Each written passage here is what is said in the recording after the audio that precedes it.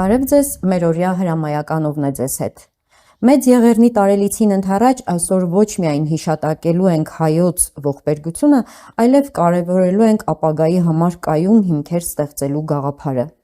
Հենց այս առումով մերօրյա հրամայականով հյուրընկալել ենք պատմաբան Վարդան Խառատյանին։ Բարև ձեզ, պարոն Խառատյան։ Բարև ձեզ, Նայնա ջան։ Շնորհակալություն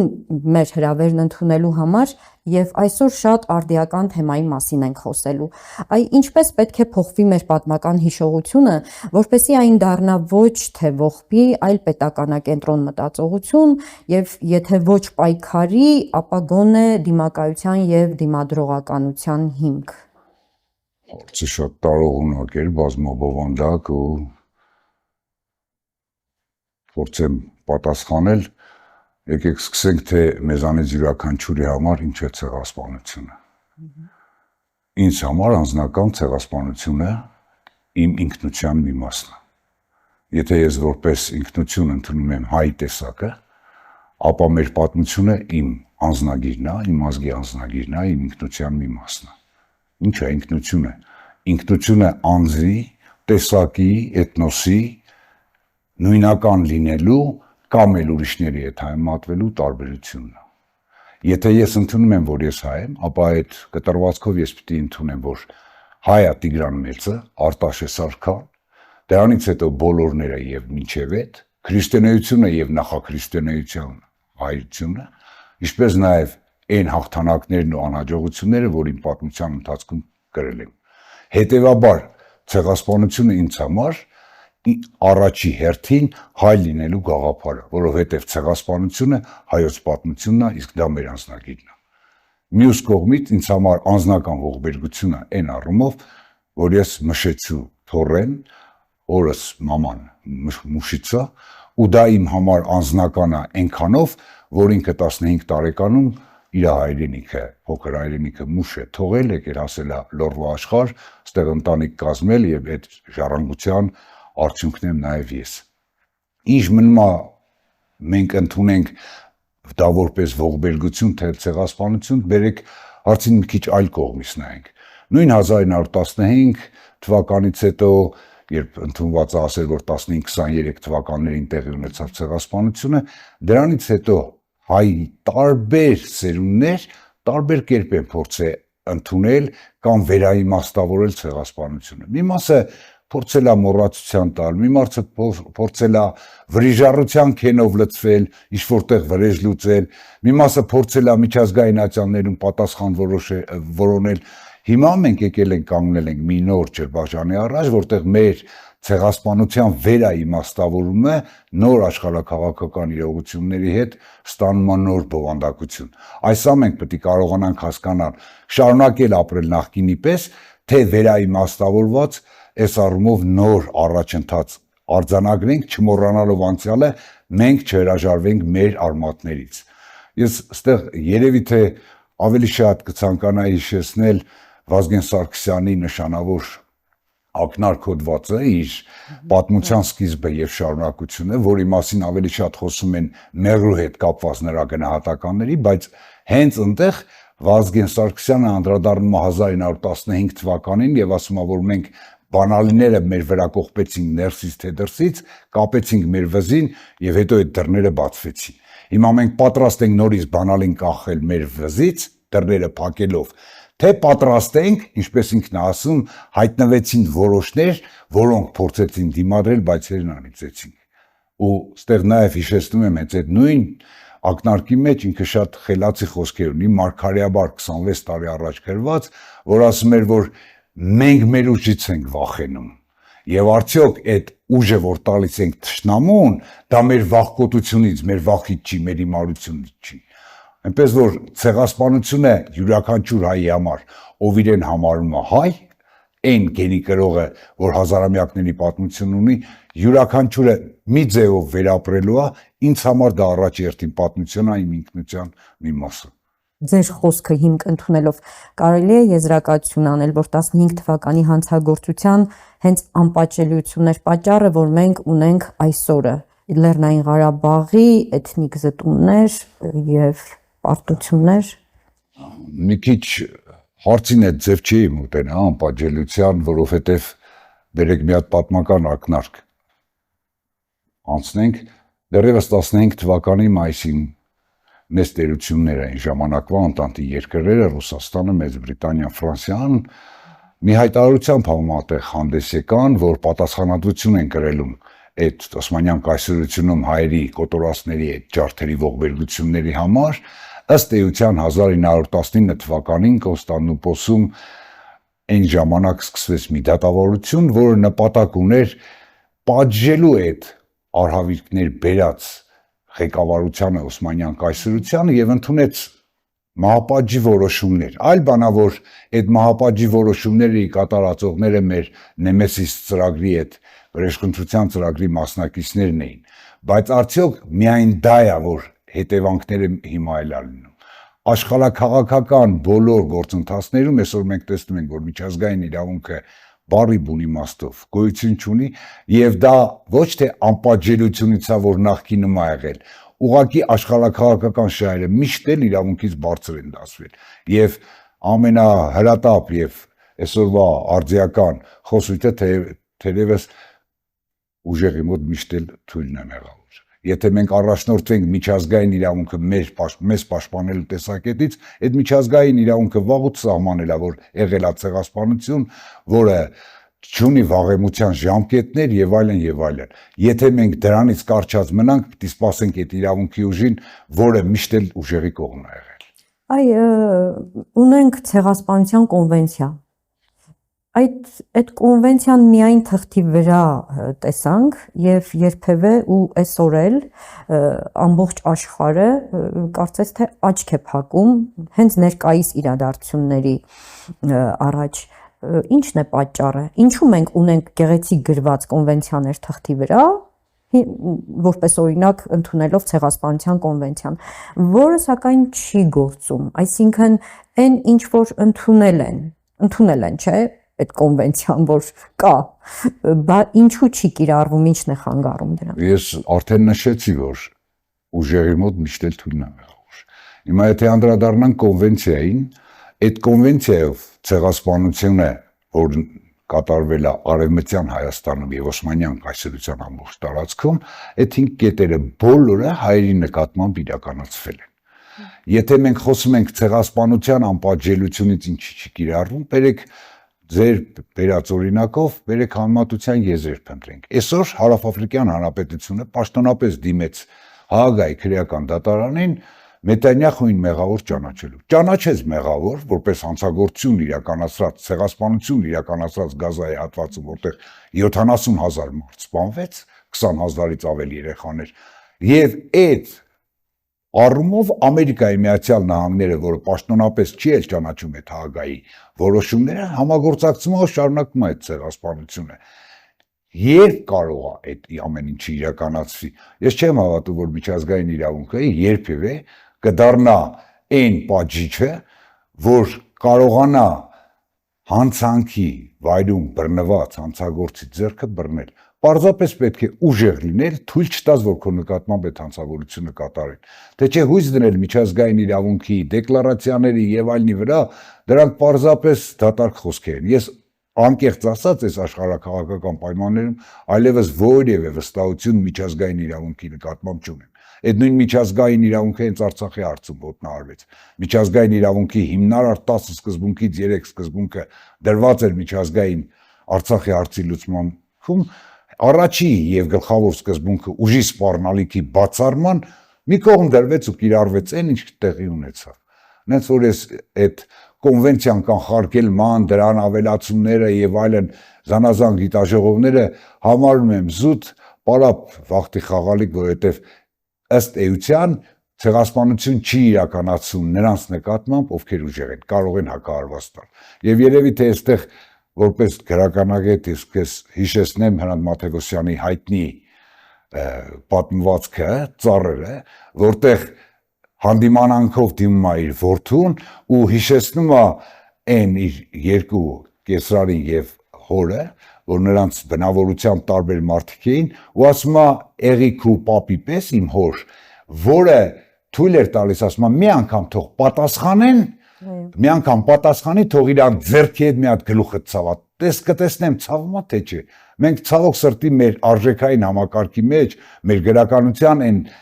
խրատական, այն բարոյական դասերը, որ տվել են, կամ չենք հասկացել, կամ էլ հասկանալով չենք ընդունում։ Այսինքն այսօր մենք նայում ենք մեր շուրջը եւ երևակայում ենք, որ ունենք զարգացող քաղաքակրթություն, բայց ձեր խոսքերից կարող եմ հետևություն անել, որ ջունգլի օրենքն է գործում ամբողջ աշխարհում։ Միանշանակ։ Եթե այսօր եվրոպական երկրներում ընդունվում է հակասեմիտիզմի մասին օրենք, այսինքն հակահրեականության դեմ, ու պատժվում է քրեական որպես պատիժ, ինչ օրենքի մասին է խոսքը։ Ամբողջ աշխարհի առաջ հրեաները Հագայի դատարանով ապացուցված հանցագործություն են կատարում ու եվրոպական երկրներում էլ ընդունում են հակասեմիտիզմի մասին օրենքներ, որով քրեորեն պատժելի արարք են համարում հակասեմիտական որևէ խոսք կամ ելույթ։ Ինչի մասին է, ինչ քաղաքակրթության մասին է, այդ քաղաքակրթության աչքի առաջ տեղի չի ունեն այսօր իրադարձությունները, ինչի կարելի է դասել մարդկանց ըստ արյունի գույնի, պարսիկների ու արաբների, պաղեստինցիների արյունը ուրիշ գույնի է, եվրոպացիներին, ուկրաինացիներին ուրիշ է, հայերին ուրիշ է։ Վերեք ես ընդհանուր տեսանկյունից եթե նայենք, կա քաղաքական շահ։ Քաղաքական շահը վերա ցանկացած իրավունքից։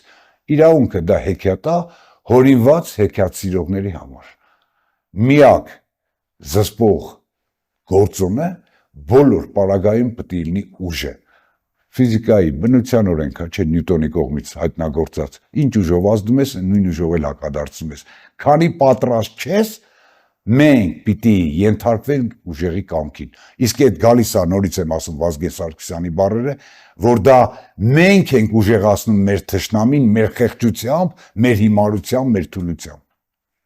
Լավ, եթե խոսում ենք ուժի մասին, շատ հաճախ ժողովուրդն էլ է ասում, չէ,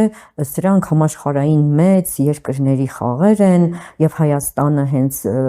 խաղաքար է այդ երկրների ձեռքին։ Այդ դեպքում Հայաստանը հնարավորություն ունի ուժեղանալու։ Ես ինչպես հասկանում եմ, Հայաստանի միակ փրկությունը հենց ուժեղանալու մեջ է։ Իսկ այդ ուժեղանալու հնարավորությունը եւ ճանապարհները կան։ Բանաձևը Եղիշը Չարենցն է տվել, չէ, մեր որ բոլորս պատե անպատե առիթներով կրկնում ենք, մեր ուժը մեր քաղաքական միասնության մեջ է, բայց ցավոք սրտի այսօր մենք եկել ենք մի հանգրվանի, որ հայ էթնոսը, հայ ազգը, հայ ժողովուրդը բազմաշերտ ու տարանջատված է։ Մինչև միասնությունը չլինի, չի լինի։ Ինչի ենք մենք բազմաշերտ ու տարանջատված, այս հարցի պատասխանը 20 թվականից փորձում եմ գտնել եւ ինձ համար պարզ դարձավ, որ մենք տարանջատվել ու բաժանվել ենք ու այսօր էլ միասնության փոխորեն ավելի ենք իրարից հեռանում հոգեբանական պատճառներով։ Դրանք նույնպես բացահայտված են, բացահայտված է երկու խոշոր հոգեբանների կողմից, մեկը Քոլբերգն է, մյուսը Մոսլուի պահանջների բուրգը եւ Քոլբերգի բարոյականության տեսությունը, որտեղ հստակ սահմանում է ըստ Մոսլուի այդ բուրգի ստորին հատվածում գտնվում է մարդկանց ֆիզիոլոգիական եւ կենսաբանական պահանջմունքները, այդ կարիքների բավարարված անձն է բարձրանում ավելի վերի բուրգի աստիճան, իսկ Քոլբերգը բացատրում է իր առաջի աստիճանում մինչ պայմանական հստակ պատասխանում է, ինչ օգուտ ունեմ եւ ինչ անեմ, որ չպատժվեմ։ Մենք գտնվում ենք այդ աստիճանի վրա ու այդ բազմաշերտությունը այն կատարելագործման 6-րդ աստիճանի հասած մարդը, որը պատրաստ է զոհաբերելու իրեն, այդ մարդիկ շատ քիչ են։ Բուրգի հատակը միշտ էլ մեծ է անում, ավելի շատ է անում։ Ու մենք այդ ֆիզիոլոգիական ու կենսաբանական պահանջներն ավելի առաջնային ենք համարում, քան հոգևոր խնդիրները։ Ստեղ էլ արդեն օգնության է հասնում Լև Գոմիլովի այդ պեֆենորիզմի տեսությունը, այսինքն ազգակիր հատվածը որքան է պատրաստ փրկելու այն ազգին, որը ինքնակործանման է գնում։ Իհարկե ստեղ միակ այնց փոփիչ խոսքը նա է, որ դա էլ ցիկլային բնույթ է կրում, երևի թե մենք գա մի ժամանակ, որ այդ պասիոնարները ավելի շատանան ու կարողանան ազգի ընթացքը փոխել։ Օրինակ, այս վերջին տարիներին պիտի տնտեսությունը զարգանար, պիտի աշխատատեղեր ստեղծվեին եւ այլն, բայց մենք չենք տեսնում այդ շարժը մեր երկրում։ Եվ ժողովուրդը շարունակում է մտածել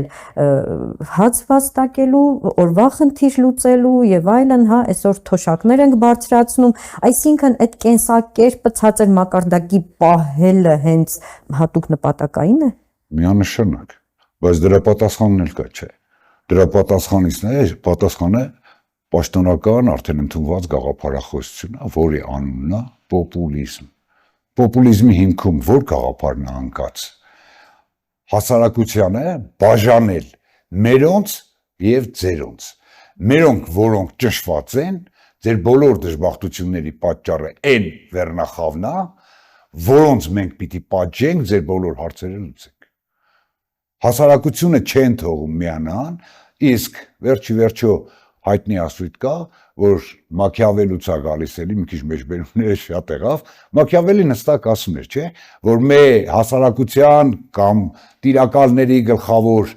սկզբունքը նա է, որ հասարակությանը թույլ տան միայն սնվել, կերակրվել, որ ավելի բարձր մակարդակի խնդիրներ չդրեն։ Միանշանակ դա այդպես է։ Եթե մարդը չի տեսնում իր անձնականի վրա այն փոփոխությունները, որին ինքը ենթարկվում է, եւ դա ընդունում է որպես նորմալ, այդ հասարակությունից փոփոխություն կամ ինչ-որ կենսամակարդակի բարձրացում ես չեմ էլ ակնկալում։ Ընդ որում իրանք որոշակի եւ գերակշիռ տոկոս են կազմում։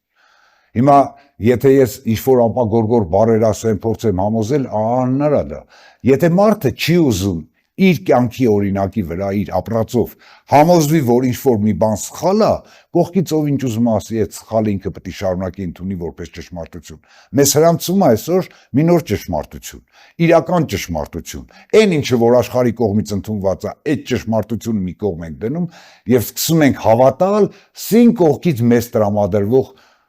այդ ճշմարտություններին։ Հիշում եք Համոսայանը մի քանի օր առաջ ծննդյան օրներ մի լավ բանաստեղծություն անում է, ասում է, ես չեմ կարող չմբոստանալ այս ստի դեմ, որ գալիս է օտարողից, որ թափվում է մինչև անգամ հարդագողից, ականջներ է փնտրում ամփոփ, չէ, հոգիներ է փնտրում անգործ։ Հիմա դե ասեք, գտել է այդ ամեն ինչը։ Իհարկե գտել է։ Ու այդ սուտը մեր մեջ այնքան է տարածված, որ մենք արդեն մեր առյուծին փոխել ենք իրանց կատվիձակի հետ։ Այսինքն այդ դեպքում 18 թվականը ինչ էր։ Ժողովուրդը հասել էր այդ մակարդակին, որ 18 թվականը հասցրեցի։ Եթե նախորդիվ նայում ես, այո, ես ինքս դժգոհ եմ եղել, շատ հաճախ ինքս եմ իսկականից մարդ էր վարել, այդ նախկին իշխանության, այդ կիսաֆեոդալական հասարակության դեմ, դա բերեց հասցրեց։ Չեմ ուզում խորանալ այդ քաղաքական փոփոխությունների մեջ ով բերեց, ինչ բերեց, 30 տարի այս երկրում ստեղծվել են բոլոր պայմանները այսօրվա իշխանության գալու համար։ Բոլոր պայմանները մեզանից անկախ, թե մեզանից կախված մենք մասնակից ենք եղել։ Լռել ենք, ներել, տարել, համբերել ու երբ որ ճամփաներս փորձել ենք շեղել, քայլերը դարձյալ վերել են այդ իշխանության։ Այո, այդտեղ եմ վերել։ Եվ եթե վերադառնանք մերօրյա ամենաառաջնային խնդրին, հա, Ղարաբաղի հարցին եւ վաղը ինչ կունենանք, արդյոք այդ խաղաղության դարաշրջանը մենք կտեսնենք եւ կգա այդպիսի ժամանակաշրջան, ինչպես պիտի գա, ինչ պիտի անենք դա ունենալու համար։ Աննա ջան, ես ու դու խորհրդային երկրի ծնունդ ենք։ Եթե սրանից 40 տարի առաջ ինձ ու քեզ կամ մեր ծնողներին որևէ մեկը ասեր, որ ընդամենը մի 4-5 տարի հետո խորհրդային միությունը դադարելու գոյություն ունենալուց, որ Վարշավայի պայմանագիրը չի լինելու։ Չէինք հավատա։ Գոյություն ունեն աշխարհաքաղաքական փոփոխություններին, որոնք պիտի պատրաստ լինես դու։ Եթե մենք ուզում ենք Արցախի հարցը պահենք բաց, այդ Արցախի հարցը պահելը մեր մոռացության չտալն է։ Այսօր շատ է խոսում, չէ, Արցախի մասին խոսելը, դա դիվանքը, Արարատը համարելը համարվում է սադրանք։ Եթե մենք հավատանք այդ սադրանքին, ցանկացած պահի սադրանք կլինի։ Չեմ ուզում խորանալ այդ նրանց ռետորաբանության մեջ, բայց եթե մենք հայլային ենք իբր թե մեզ արձագանքում մեր ասած ճշմարտություններին, ապա Ադրբեջանը եթե փորձում է մեր տարածքը անվանել, Զանգեզուր անվանում է Արևելյան Զանգեզուր, հետևաբար Արցախն է անվանում Արևելյան Զանգեզուր, գոյությունն է Արևմտյան Զանգեզուր։ Արևմտյան Զանգեզուրն էլ ըստ Ելիզավետպոլի նահանգի կազմված էր հենց Ղարաբաղից ու այդ Սյունիքի Զանգեզուրի հատվածից։ Ստացվում է, որ մեր Զանգեզուրն էլ է ադրբեջանական։ Արևմտյան Ադրբեջան չի ամբողջ այսօր Հայաստան անվանում։ Այո։ Կոնգրես են պատրաստում հրավիրել վերադարձ դեպի Արևմտյան Ադրբեջան։ Լավ, ինչքան էլ լռենք, հիմիկ էլ լռենք։ Իրականում, այո, ադրբեջանական կողմից բավականին լուրջ եւ հռետորական ելույթներ են հնչում, որոնց պատասխանները սակայն առաջին դեմքով կամ համարժեք ձևով չի տրվում Հայաստանի կողմից։ Սա ինչի կարող է հանգեցնել։ Մենք չունենք պատասխան, թե դրա Պատասխանը անհրաժեշտությունը միանշանակ է, մենք պետք է լռենք, մենք պիտի համաձայնենք եւ նրանք էլ կլռեն։ Մենք ինչքան համաձայնում ենք, նրանք այնքան բարձրաձայն են խոսում։ Ես ուղղակի մի այսպիսի բան ասեմ, ով է ասել, որ այդ եվրոպական երկրներում հալաձյուղի պես ընդունում են Հայաստանի քաղաքականությունը արտաքին վարած։ Միգուցե բացօթյա, բաց շփումների ժամանակ, հանդիպումներում դիվանագիտական մակարդակով գովում են, ասում են ապրեք, խաղաղության եք գնում, միշտ բանակցային եւ տարբեր հարթություններում զարմացած են հայերի զիջողականության ու դիվանագիտության բացակայության վրա։ Նրանք էլ են զարմացած։ Եթե սա մեր պաշտոնական դիվանագիտությունն ու մեր պաշտոնական պատասխանն է, դու ոչ մի օգնություն ու աջակցություն չես ստանում։ Իսկ Սփյուռքը այստեղ անելիք ունի։ Դե Սփյուռքը միշտ էլ նույն Սփյուռքը իր անելիք տանում։ Սփյուռքը հենց այդ ցեղասպանության արդյունքը Սփյուռքը ոչ թե այն տարագիր հայերն են, որ գնացել են մի կտոր հաց վաստակելու, Սփյուռքը ձևավորվել է ցեղասպանության արդյունքում։ Իրանք մի ցավ ունեն իրանց սրտում։ Դա երկիրն է, հայրենիքն է իրանց։ Ու նրանք ամեն կերպ պատրաստ են սատարելնելու Հայաստանին, Հայաստան պետությանը։ Վերեք հեռու չգնանք, ասալան դադարեցրեց իր գոյությունը, իր գործունեությունը այն ժամանակ, երբ որ հայոց պետականությունը հռչակվեց անկախ, վերականգնվեց անկախությունը։ Այսինքն նրանք հույսը դրեցին պետականության ինստիտուտների վրա, պետության ինստիտուտների վրա, որ նրանք կշարունակեն այդ գործը, բարձրացնելու միջազգային հարցը եւ իրավական վճիռը այն 20 թվականի իրագործելու։ Սփյուռքը շարունակում է իր լոբիստական աշխատանքը, բայց եթե պետական աջակցություն չի ունենում պետության կողմից, ամեն կերպ արգելափակվում է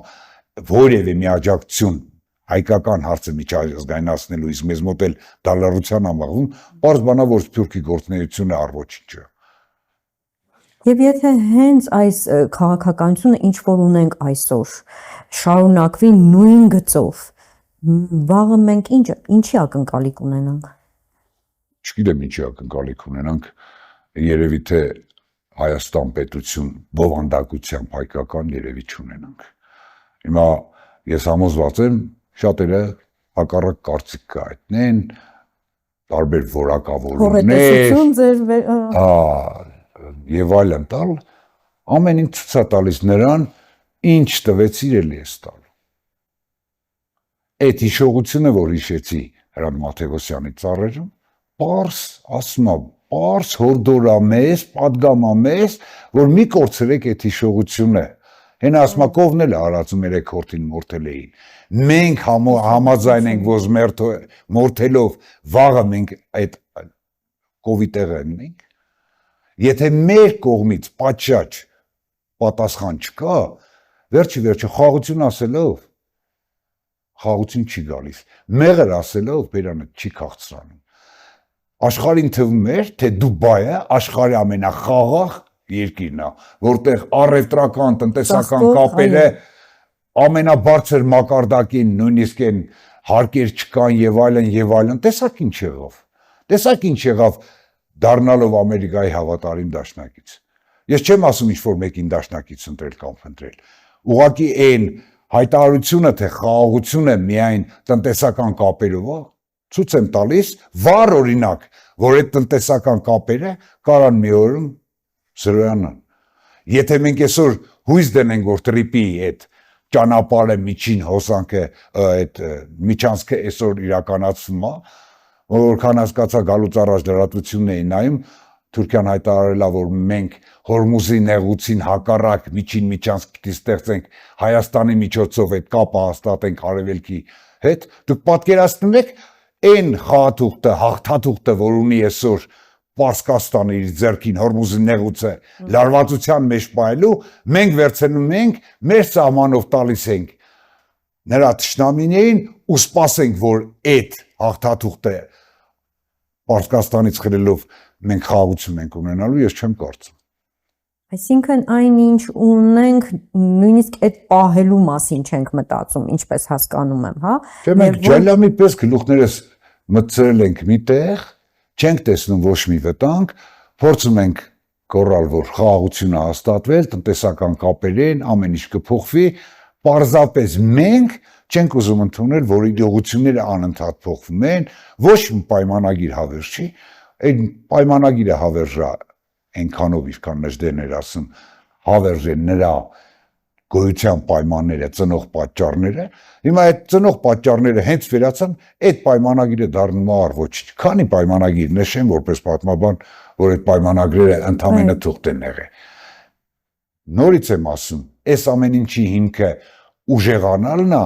նախ ներքին միասնությամբ ուժեղանալն է։ Բայց եթե մենք այս ձևից սպառակվենք, մեկս մյուսից ատենք, իրար միջև թշնամություն, որակումներ տանք, հայենք, համաձայն ելնենք, համաձայն չլնենք, հաստատ մեզ լավ էլ կառավարելու են։ Եթե չեմ սխալվում, Դարենն էր ասում, հայրին հաղթել հնարավոր չի, հայրին կարելի է պառակտել։ Պառակտվել ենք թե չէ։ Մի հատ կարդացեք այն գնդապետ Դանի նոթերը, ոնց ասում երկիրը փլուզել առանց պատերազմի։ Մի հատ այդ կետերը 10 նայեք, տեսեք ոնց է իրականացվել այս տարիների ընթացքում մեր մոտ։ Եվ շարունակենք դարձյալ մաթեոսյանական միտքը, մարդը կենթանուց տարբերվում է հիշողությամբ։ Հենց այդ հիշողությունն է երևի, որ շատ պակասում է մեզ եւ չենք կարևորում հաճախ, եւ հենց մերօրյա հրամայականով ամփոփելով զրույցը, ինչ եք առաջարկում, ինչպես պիտի առաջ քայլենք եւ ինչպես նայենք ապագային, որ այն ունենանք դրական ձևով։ Դժվար է այդ առաջարկները տալ, դա մի հատ բաղադրատոմս չի, որ գրածնի բերես մատուցես։ Ես, եթե թույլ կտակ մի փոքր շեղվեմ, միշտ վատատես եմ եղել, երբ որ անընդհատ հռչակում ու գովում էին անկախության սերնդին։ Ու ես եմ ասել մի քանի անգամ, որ անկախության սերունդը մեզ կորցնելու է, մեզ կործանելու է։ Մենք այնքան էինք տոգորված, որ անկախության սերունդ ենք ստեղծել, այդ պատմական հիշողությունից մեր արմատներից կտրվելով, մենք եկանք հասանք այն օրին, որ այսօր կանգնած ենք նույն ճամփաբաժնին, մեր անցյալը մոռանալ, թե հիշողությամբ ապրել։ Վերջիվերջո, սենց ամպագարգորա հնչում, որ ասում ենք, պատմությունից դասեր են քաղում, պատմությունից դասեր չեն քաղում, ու մենք անընդհատ այդ պատմությունը կրկնում ենք։ Այսօր եկել ենք այդ նույն ջրբաժանի առաջ կանգնել։ Մենք հասկանում ենք, ինչ ենք անում, 100 տարի առաջ ինչի ցեղասպանության մատնեցինք։ Մի օրինակ բերեմ, որ ավելի խոսքը ցեղասպանության հետ սկսվեց, երբ որ Վարդգեզին Ուրֆայում հայ ֆիդայիները մուտք են գործում, առաջարկում են ազատվել, փախցնել, որովհետև տանում են սպանելու։ Ասում եմ, ես պատրաստ եմ իմ ժողովրդի հետ նահատակվելու։ Եթե մենք այդ տրամաբանությամբ ենք, ուրեմն բոլորս էլ պատրաստել ենք այդ նահատակվելու։ Բայց ես առաջարկում եմ, որ այդ միասնությունից սկսվի, բայց այդ միասնությունը խոսքի ու գործի մեջ չլինի, ոչ թե զիջես, աշխարհը ցույց տվեց, ապացուցեց, որ ցանկացած բանակցություն, ցանկացած փոխզիջում առ ոչինչ է։ Վերցրեք Արցախյան հարցի պատմությունը, 30 տարվա ընթացքում Ադրբեջանը երբեք ոչ մի զիջման չի գնացել։ Այո, ինչպես այսօր չի գնում, օրինակ գերիների հարցում, հա։ Ոչ մի հարցում զիջման չի գնում։ Կարելի է ստեղծել ունենալով այդ գերիներին։ Եթե խաղաղությունը հաստատվում է երկու ժողովուրդների միջև, որը պիտի անվերապահ լինի, ամեն ինչում արդարության վրա հիմնված լինի, բերեք հասկանանք ոնց կարաս դու միա ժողովրդի ներկայացուցիչներին պայես դատես, հանցանքի մեջ մեղադրես ու խաղաղության գնաս։ Այդ դատվող դատվածները, սպանվածները հարազատներ չունեն այս երկրում, որ խաղաղության մասին ենք խոսում։ Նորից ենք ասում, այդ մարդու ու կենդանու տարբերությունը հիշողությունն է։ Երբ մենք մոռացանք այդ հիշողությունը, ընկնելու ենք այն վիճակին, որ հասել ենք 15 թվականին, այն որ եղել է 88, 79, 90-ական թվականներին, հենց տեկուզ Մարաղայում։ Իրանք փորձում են մեզ հակադրեն Խոջալուն, բայց Խոջալուից առաջ Մարաղայ է, չէ։ Դա բերեք հիշենք այդ արդյոք այդ ժամանակ արժանի պատասխան ստացան։ Այդ Սումգայիթն ու Բաքուն չի եղել։ Ու դա մենք մոռանալով խաղաղության ենք գնում։ Ես ուզում եմ հասկանալ բոլոր նրանց, ովքեր այդ խաղաղության մասին խոսում են, մոռանալով անցյալը։ Դա սպիա, եթե Կազիմիրովին հիշենք այն Ռուսաստանի առաջին ներկայացուցիչին Մինսկի խմբում, պարզ Ղարաբաղյան հարցի ծագման մասին գրել է հայերի մոտ գոյությունի պատմական հիշողություն իրենց նկատմամբ կատարված ցեղասպանական գործողությունների։ Շնորհակալություն պարոն Խարատյան, հիշեցնեմ, որ մեր օրյա հրամայականով հյուրընկալել էինք պատմաբան Վարդան Խարատյանին եւ մեր այսօրվա զրույցը նպատակ ուներ կամրջել պատմական փաստը եւ մեր օրյա անվտանգային մարտահրավերները։ Շնորհակալություն, մինչ նոր հանդիպում։